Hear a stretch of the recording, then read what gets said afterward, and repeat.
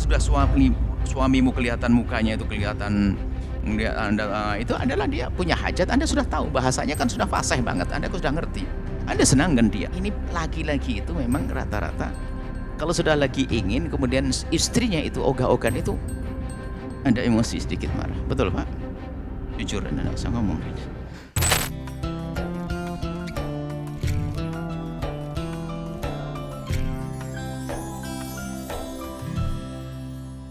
Ini laki-laki itu memang rata-rata kalau sudah lagi ingin kemudian istrinya itu ogah-ogahan itu ada emosi sedikit marah. Betul Pak? Jujur Anda nggak usah ngomong. Bata ghadbana. Karena di hatinya bergejolak. Kenapa? Memang aku sudah tidak menarik lagi bagimu. Kenapa kok kamu menolak? Bisa jadi dia seorang laki-laki yang sangat soleh di luar melihat aurat yang kebayang hanya istrinya pulang, tatanya istrinya nggak mau.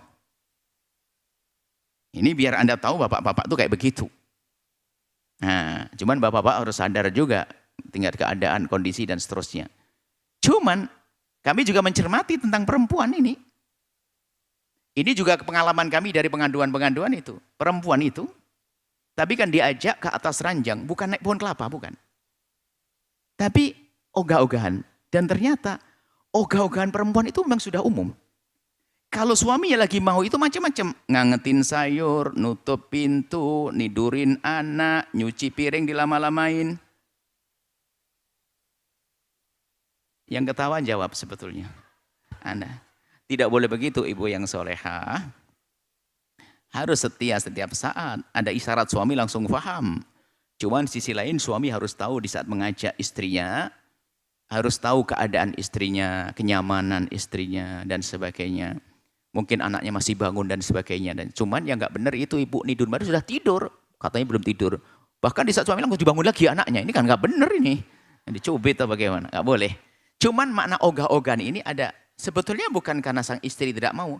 Ada sedikit gengsi dan sebagainya. Atau jaga image barangkali. Jual mahal dan sebagainya. Tidak begitu. Jadi hidup itu harus indah ya. Suami tidak boleh memaksa istrinya dalam keadaan sakit, dalam keadaan belum siap. Dan sebagainya. Makanya keindahan berumah tangga ini perlu dijaga biarpun urusan semacam ini. Suami kalau mau pulang ke rumah jangan ngagetkan takut istrinya dalam keadaan yang tidak menyenangkan. Telepon dulu yang sebentar lagi setengah jam saya mau pulang. Istrinya cerdas langsung bersih-bersih. Istrinya tidak cerdas sama aja. Begitu. Jadi perlu ini keindahan. Kemudian mohon maaf ini kami tambahkan tentang fikih dewasa ya. Ada sebagian perempuan dia sangat solehah sekali. Sama suami yang soleh. Urusan ranjang ini jangan dianggap sepele. Karena itu adalah untuk menghilangkan keluh kesah dan sebagainya. Biarpun hanya berbincang-bincang dan sebagainya. Biarpun Anda seorang ustadz itu di atas mimbar saja. Kalau sepulang ke rumah Anda harus mesra. Jangan ada ustadz sampai pulang ke rumah langsung assalamualaikum wahai istriku. Abang membaca Quran 2 juz dulu ya. Sholat 10 rakaat. Ntar dulu. Siapa yang lembut, istri dan sebagainya. Keadaanmu dan sebagainya. Diselesaikan. Baru nanti yang saya punya tanggungan nih. Belum baca Quran 1 juz diizinkan enggak? Enggak. Nanti dulu bang. Ya sudah turun itu dulu istri. Dia kangen sehari Anda tinggalkan kok. Harus paham dong suami. Jangan sok banget. Ini dengan Allah. Zikir. Sholawat. Ya ntar dulu. Memang dengan istri tidak ibadah. Bahkan kalau sudah dengan pasangan kurangi ibadah. Kecuali ibadah bersama. Istri juga begitu. Kalau suami datang, mohon maaf. Jangan mentang-mentang Anda seorang wanita solehah. Baca Qur'annya panjang-panjang. Sampai suaminya nunggu, sampai ketiduran. Ini enggak seperti itu. Sambut dulu, selesaikan. Sambut suami. Termasuk mohon maaf, wahai wanita solehah. Dan wahai suami yang soleh. Mungkin dalam keadaan Anda punya udzur.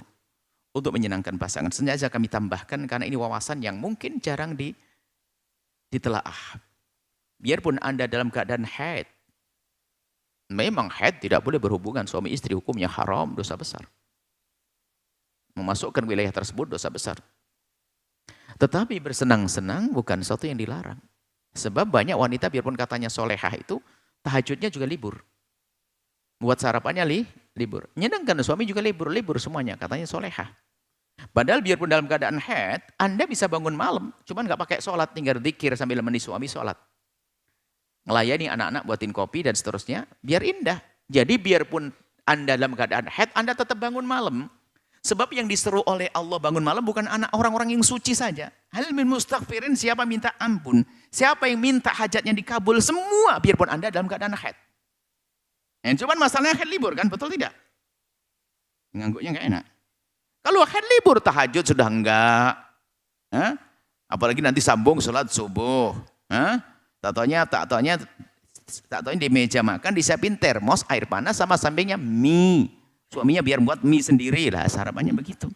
Bersambung sampai enggak duhaan juga. Nah, ini adalah buat grup kaum rebahan. Ini grup kaum rebahan, ini pemalas. Jadi maksud kami istri, tolong. Di saat keadaan haid sekalipun ibadah tetap berjalan. Hanya yang enggak boleh apa? Sholat, ya. Baca Al-Quran dalam mazhab Imam Syafi'i dan Jumhur.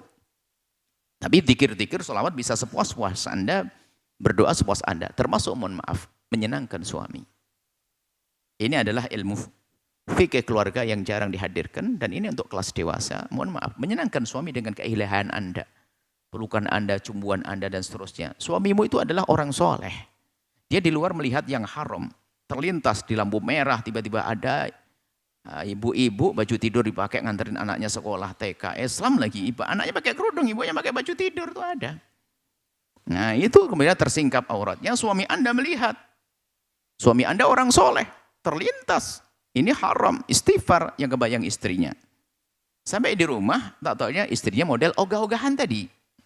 Nah, jadi mohon maaf, biarpun dalam keadaan haid, wahai wanita soleh, Anda perlu untuk menyenangkan suami Anda.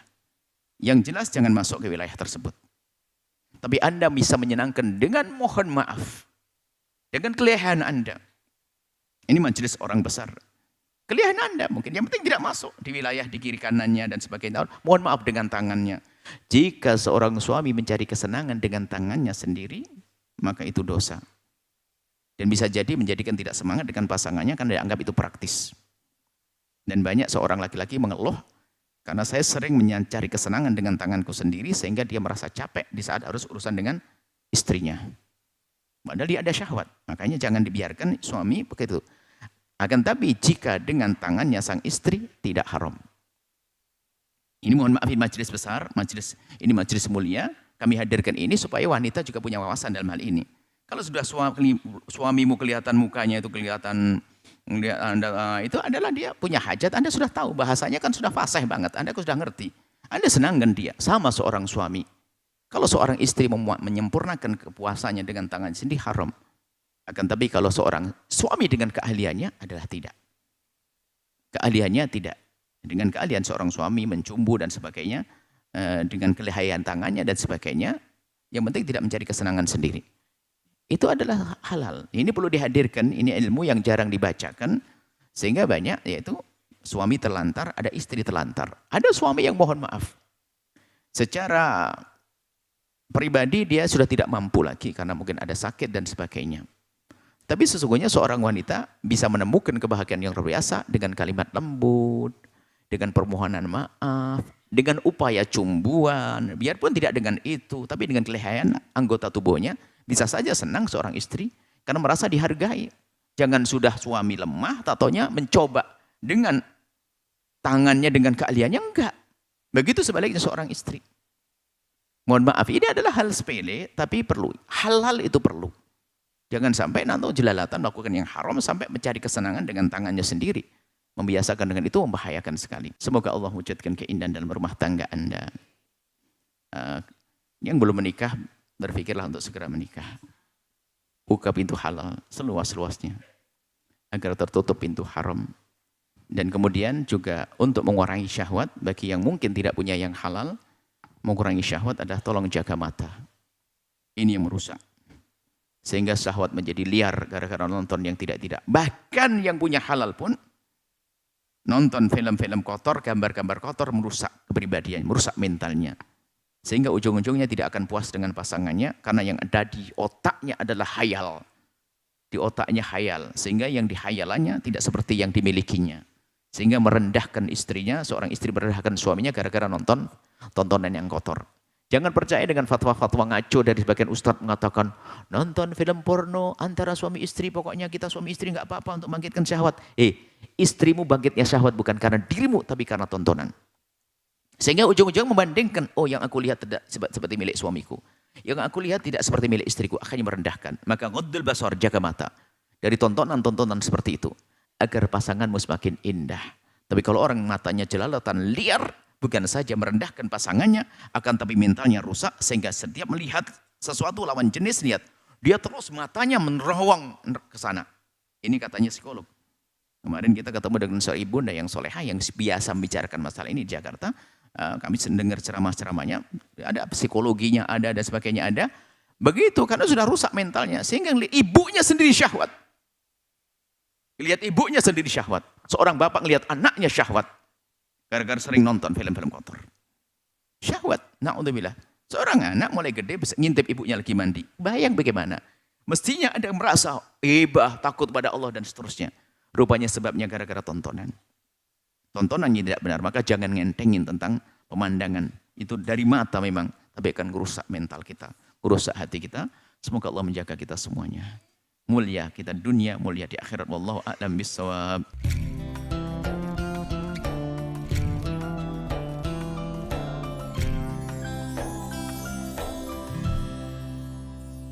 Sahabat Al-Bahjah TV, setelah menyaksikan video ini, jangan lupa bersolawat kepada baginda Nabi Muhammad. Shollu ala Nabi Muhammad. Allahumma sholli alaihi wa ala alihi wa sahbihi.